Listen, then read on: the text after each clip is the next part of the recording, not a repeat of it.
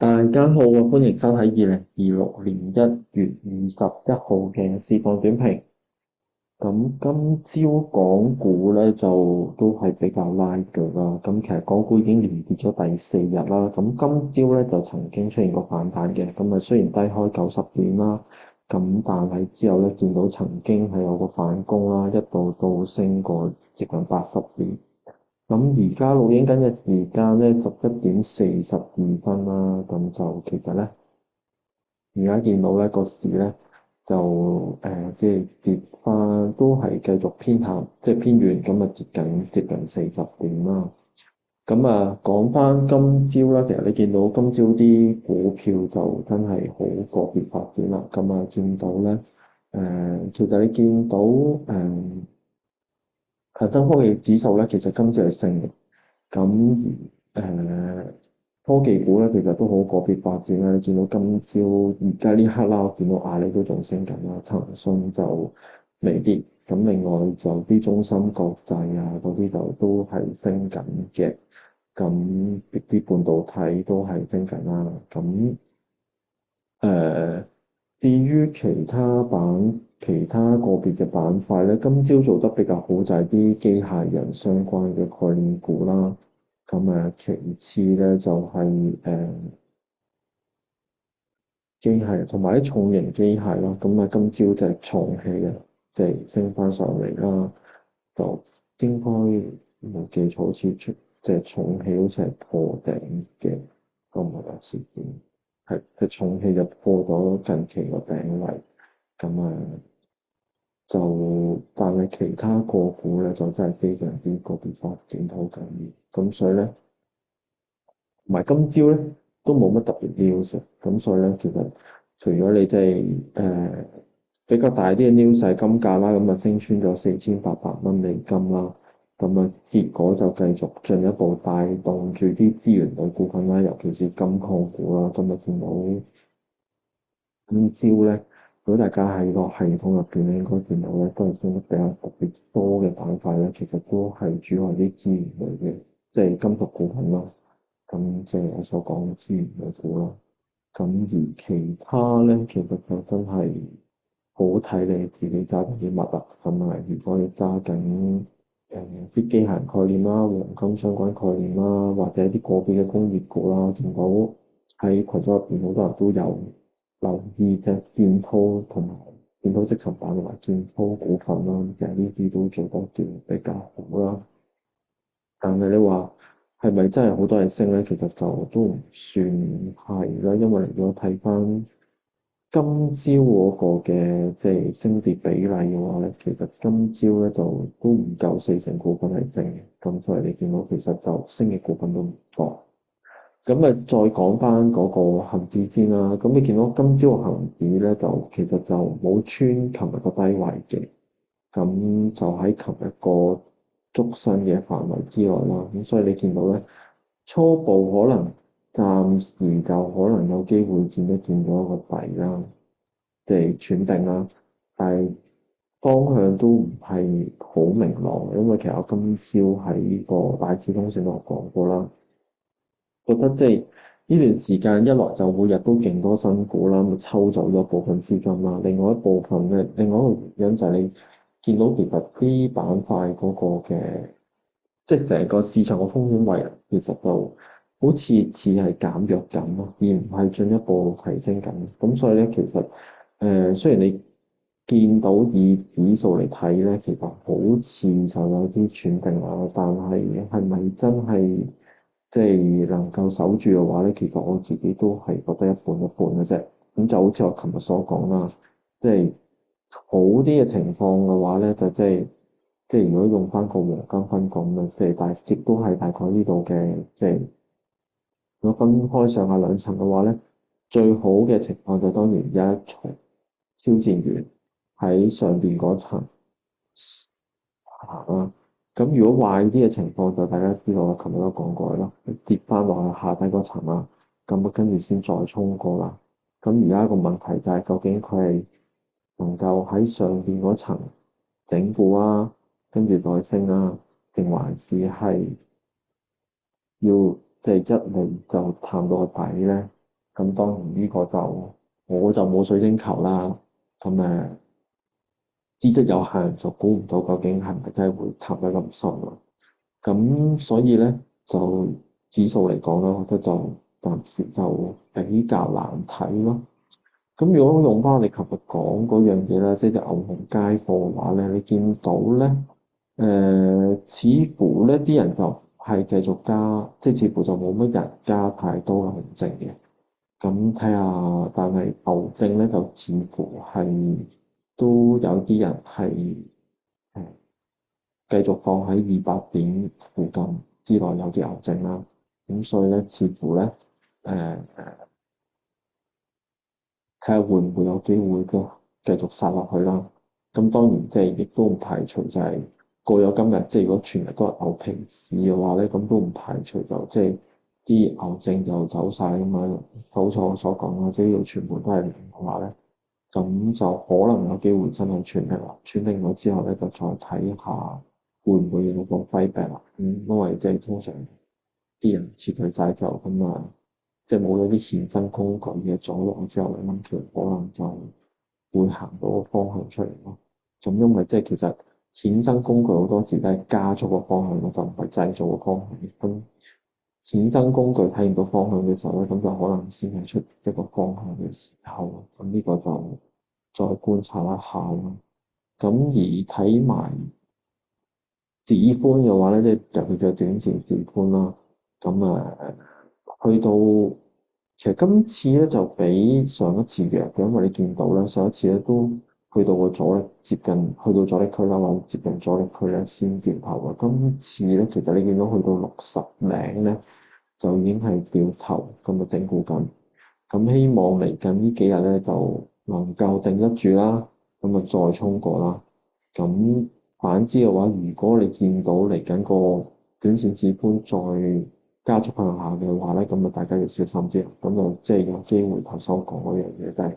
佢未必能夠守住上半節啊。咁嗯，即係頭先講呢個，即係唔能夠守住呢個上半節呢一層。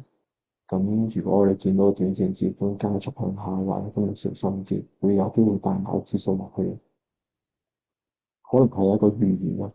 咁所以呢個咧就大家要留意住啦。咁但係我覺得咧，其實即係雖然你見我講就好似比較悲觀啦，但係其實樂觀啲去睇啦，就我哋都講翻啲樂觀嘅睇法啦，就係話其實即係你正常出邊即係咁風雨飄零嘅話咧，其實我覺得港股都算係比較 resilient 㗎。即係你見到咧，其實你呢幾日雖然跌4日啦，但係你話除咗上個禮拜有下跌都係得比較急跌之外咧，其實你見到呢幾日咧，其實都唔係話真係即係個波幅其實都唔算好大嘅。因為其實你睇翻即係呢一兩日咧，其實日股其實就都曾經跌得比較多，咁而家好似日經就跌少翻啲啦。咁A 股其實今日就已經反彈，咁所以咧，其實我覺得中港股市嚟講，相對外邊咧，其實已經係算係比較即係自私人一邊嘅，咁所以我覺得都唔係太差啦。咁暫時先觀望住咯，咁或者即係誒揾一啲個別嘅個股去炒咯。咁前兩日我哋都其實都有講過即係建滔啦。其實就見到佢今日咧，我哋上次畫嘅時候咧，就將條紅線畫低啲嘅，我記得。咁因為即係大概佢翻我話，即係就快挑戰翻嗰個嘅前阻力啦。咁結果咧，即係整固咗一下咧，就真係再衝頂。咁而家似乎咧都確認咗咧，都升穿翻前面啲誒最高嗰節啲蟹貨區嘅。咁似乎升勢就真係微妙啦，因為即係大家知道即係最近炒呢啲硬件 AI 相關嘅硬件嘅東西咧，就即係乜嘢都攞嚟炒啦。咁而家明顯嘅情況啲覆銅面板啦、PCB 板啦，咁所以就即係再一次即係連隻建滔都炒一翻啦，炒翻一轉啦。咁都可以話即係炒到都冇，即係港股，因為即係都。即係除咗大家熟悉嗰幾間，即係晶圓代工之外咧，咁其實就再疊加埋啲即係比較新嘅本身股之外咧，其實傳統嘅公司其實同 AI 相關，即係半導體相關啊，嘅公司其實就唔多啦。咁啊，建滔就屬於即係上游少少啦，咁所以就即係都開始即係炒到佢咯。咁呢個即係大家我相信喺群組入邊嘅用戶咧，應該都好多人都有呢一隻㗎啦。咁啊，都唔特別再仔細講，之前都講過。好，咁再講翻琴晚嘅都可以話係琴晚美股嘅黑色星期二啦。咁就點解咁講咧？因為其實琴晚都係舊年10月以嚟最慘烈嘅單日嘅跌幅啦。咁疊加嘅主要就係地緣政治嘅即係憂慮啦，加埋一個流動性嘅緊縮啦，引爆風暴啦。咁琴晚道指就跌超過800點啦。其實標普500指數都跌得多啊，琴晚跌差唔多2%啦。咁另外納指更加重創2.4%啦。咁意味住其實年初到而家嘅升幅咧就已經係抹晒㗎啦。咁即係琴晚跌完之後，咁市場我覺得琴晚係有一啲嘅恐慌嘅，咁啲人就再攞翻即係 Sell American 呢個嘅即係交易策略出嚟啦講啦。咁事實上，如果你睇翻琴晚嘅即係heat map 嘅話咧，其實你都見到琴晚就幾乎都冇乜落圖噶啦，即係綠色嘅地方都真係極之少，跌嘅程度咧亦都非常之全面。咁就重災區就當然係科技股啦。咁包括咗 Meta 啦，Nvidia 亦都跌咗4.4%啦。咁另外啲半導體股其實都唔係特別叻嘅，其實博通琴晚都跌咗5.4%啦。咁一來即係誒半導體股特別對於全球個供應鏈係特別敏感啦。咁因為又再講關稅戰嘅時候咧，即係好多 sector 如果佢係即係其實你見到啲工業股啊都做得唔好，因為即係其實總之同外邊嘅供應鏈有一個緊密聯繫嘅企業咧，其實琴晚都做得唔好。咁就所以咧，琴晚就你見到咧，都可以話係受到血流成河。咁而防守性嘅板塊啦，即係啲 consumer defensive 你見到就係明顯嗰啲錢係略為累咗喺呢度啦。其次就係啲 healthcare 啦，咁你見到即係琴晚 healthcare 都叫有啲綠色啦。咁另外就能源啦，我哋陣間都會講少少啦。咁就好啲啲之外咧，其實你見到琴晚就都基本上就都差唔多接種嘅嘢都跌嘅。咁導火線我諗即係都唔需要或者太多講啦。咁大家都知道啦。特朗普就即係同喺格林蘭嘅問題事件上面再撩起即係呢個關稅戰啦。咁事實上點解即係你發覺美國而家咁中意即係喐下又關稅戰，喐下又關稅戰嘅？咁先講翻即係關稅戰嗰樣嘢先啦。咁特朗普就威脅要對呢個法國嘅葡萄酒徵收200%嘅關稅啦。咁歐盟亦都研究一份高達1080億美元嘅呢一個反制關稅清單。咁亦都琴日我講過啦，亦都有機會會出呢個反脅迫嘅工具啦。咁事實上咧，如果睇個冧心嚟講咧，即係話一旦如果歐美兩邊陣營咧係全面打呢個關稅戰嘅話咧，咁潛在嘅衝擊咧係講緊高達8萬億美金。咁而對於美國嚟講咧，即係頭先講話，即係點解唔中意講關稅？咁其實因為關稅咧，對於美國嚟講咧，實在太好賺啦。咁點解咁講咧？呢幅圖咧，我哋會見到咧，藍色線係2024年嗰個嘅關稅收入啦，黃色線咧就係2022年嗰個關稅收入。咁你見到啦，黃色嗰條線即係個關稅收入就即係拋物線咁樣，即係斜斜地接近，就係形成一種拋物線咁樣向上啦。而家就斜斜地咁升緊啦。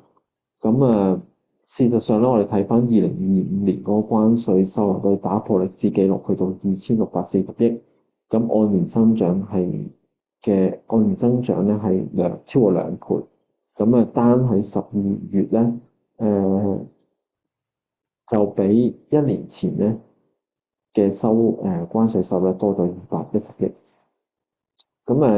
按而家目前即係下半年啦，平均每個月300億嘅速度去推算嘅話咧，其實2026年咧嗰個潛在嘅關稅收入咧，可能講緊係衝向3600億。咁呢個對於美國政府嚟講，咁當然就係一筆唔少嘅錢啦。咁因為即係你乜嘢都唔使搞，咁又唔使立法，又唔使乜嘢，咁就又唔使即係都要打，即係唔使打仗啦，唔使傷，即係唔使死人，唔使乜嘢。咁基本上就係你講話要收關稅，咁呢個就變成好似一個即係單憑一個即係所謂嘅外交武器啦，你就可以大大咁樣填補到美國自己本身個財赤問題。咁所以你見到點解即係美國而家即係喐下都同你講關稅咧？其實都某程度上你見到實在即係賺太多錢嘅，實在即係喺個嘅關稅收入方面。咁另外就對於即係美國即係特朗普啦，想買呢個格陵蘭啦，跳到後面一著先。咁而家其實預測市場點樣睇咧？咁而家咧有接近，即係你見到啦，其實到咧美國會攞到呢個格陵蘭一啲部分嘅控制權嘅機率咧，就不斷咁樣升緊嘅，就快就升到去接近50。咁似乎咧，啲人會覺得即係越嚟越大嘅機會咧，其實美國最終都會攞到呢個嘅格陵蘭一啲部分嘅控制權啦。咁而其實咧，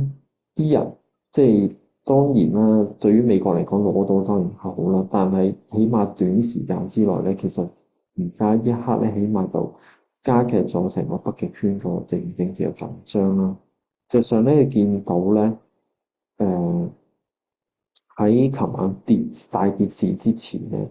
其實我哋見到啲分佈咧，其實就壓住嗰個油價上升。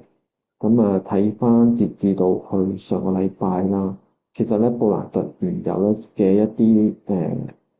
多頭嘅一個倉位咧，都創咗4個月以嚟嘅新高啦。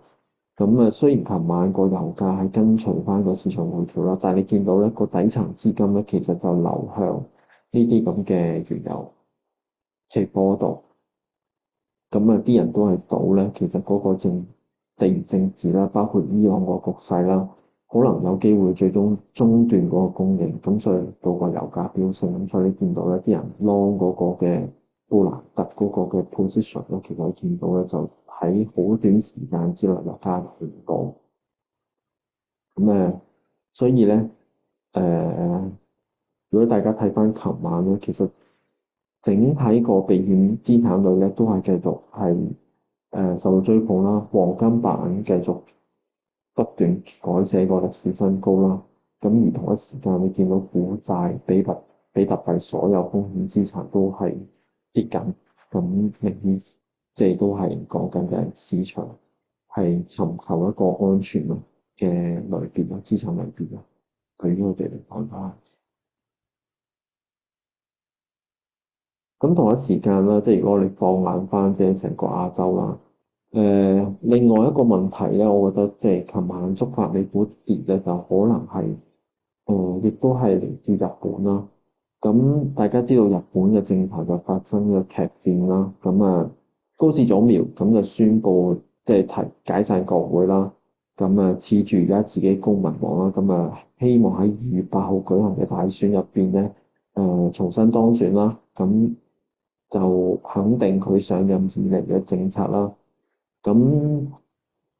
事實上咧，佢最近講嘅政策咧，亦都被市場稱之為日本版嘅卓慧思嘅時刻啦。咁大家如果都仲記得，即係前英國首相就因為講一啲即係非常之激進嘅減稅措施啦，導致個國債咧曾經出現過崩盤啦，咁最後都要落台。咁而家高市早苗計劃暫停徵收呢、個嗰、個嘅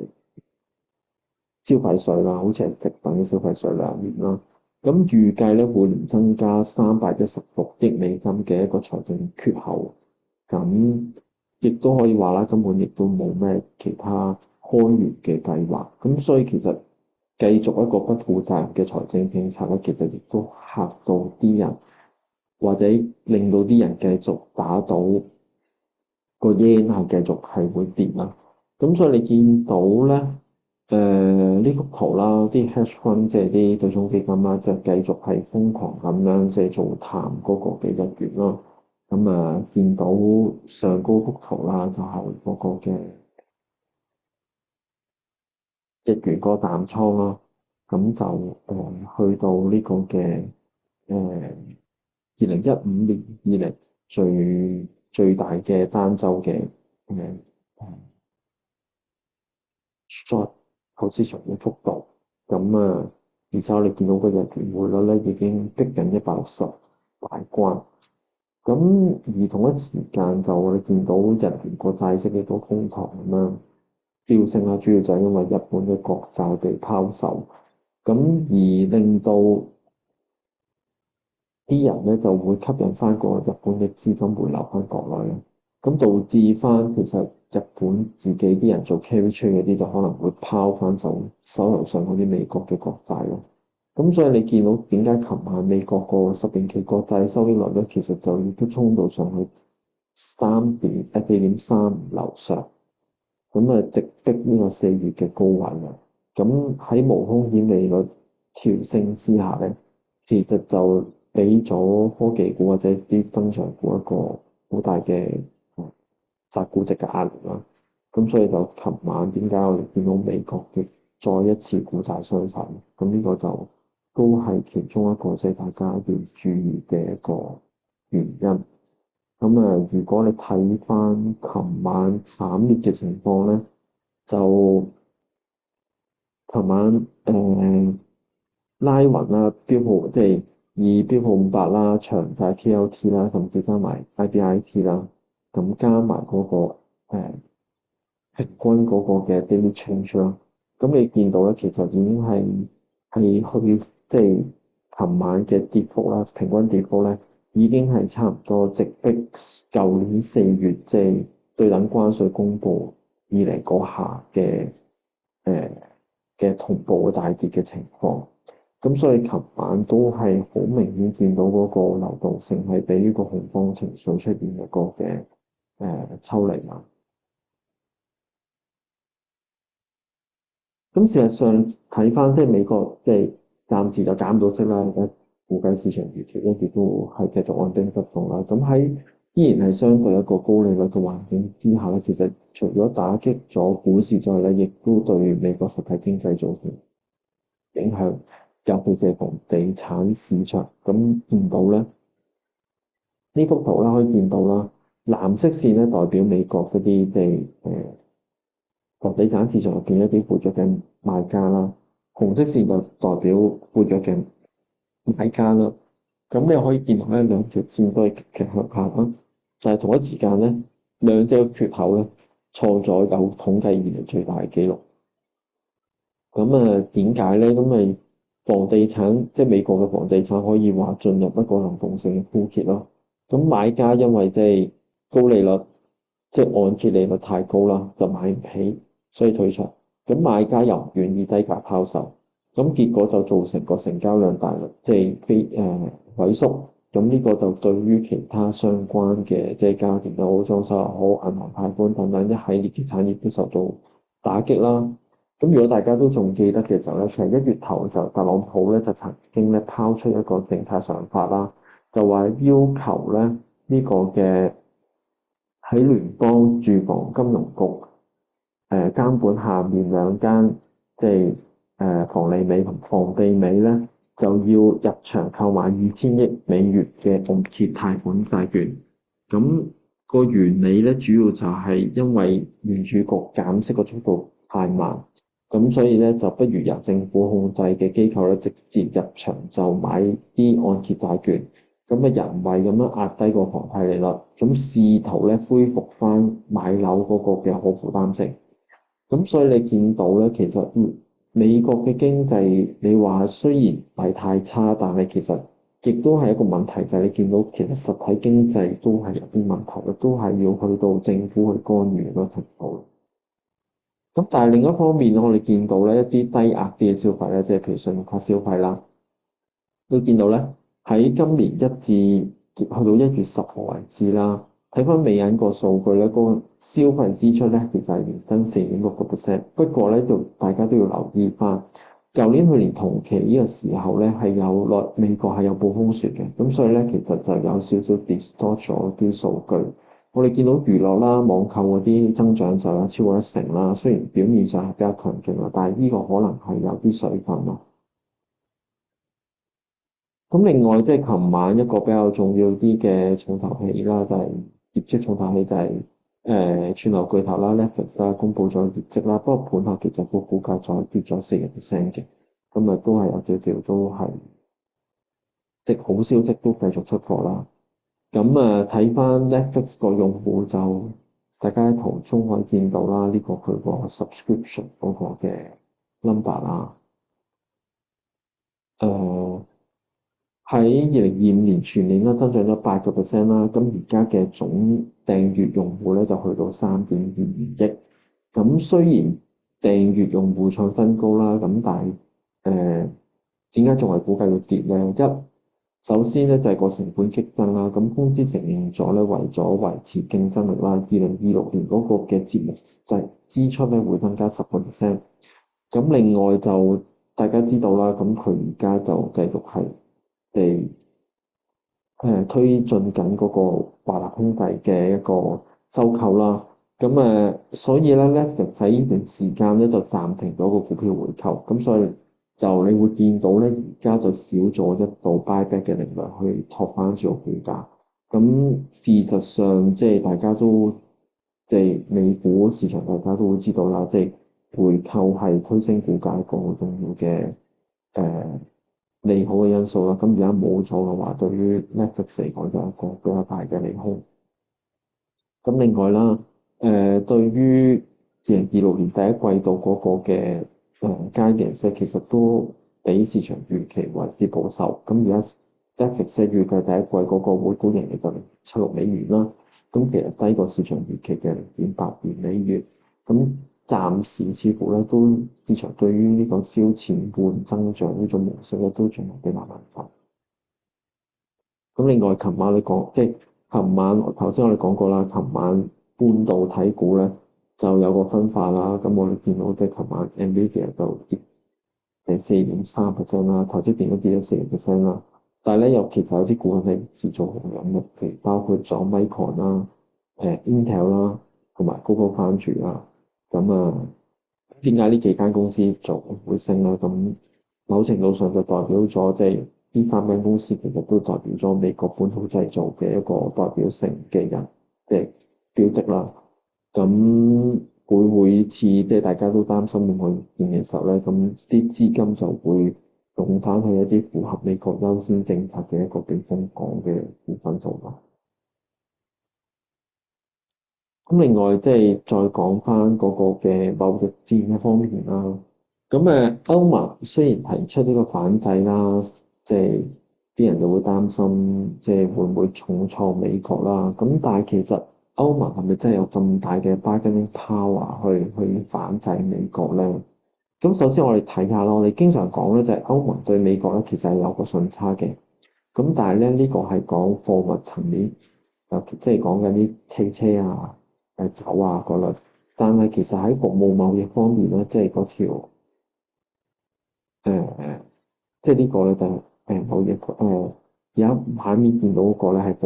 服務嘅貿易嘅話咧，你會見到咧其實咧歐盟對美國嘅逆差咧繼續急速咁樣擴大。咁其實咧你見到咧歐盟喺科技雲端啦，即係譬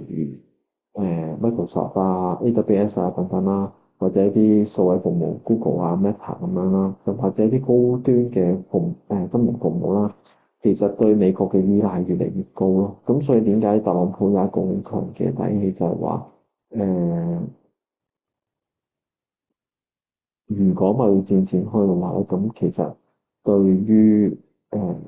歐盟都會有一個打擊。咁但係調翻轉嚟講咧，就係話，即係既然你有咁多嘢係出口去歐洲，即係尤其是啲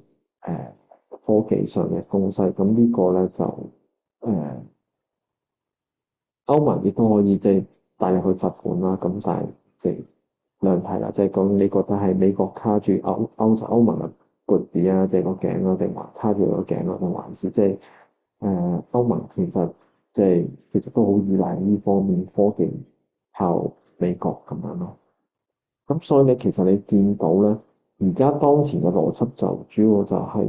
要避開歐洲嘅奢侈品股啦，同埋啲出口部分，因為即係呢個可能係大家開戰嘅一個炮灰啦。但係咧，科技股你都唔好諗住佢係會係好受惠，因為咧，其實呢個亦都可能係歐洲反制美國嘅其中一個嘅標的咯。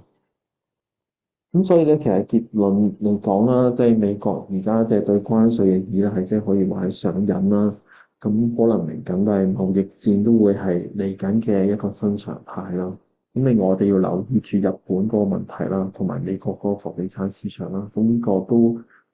直接咁樣衝擊緊美國嗰個嘅國債嗰個嘅收率，即係嗰個孳息率啦。咁如果一旦你見到美國嗰個嘅十年期國債啦，其實如果真係突破4.5%呢個防線嘅話，咁即係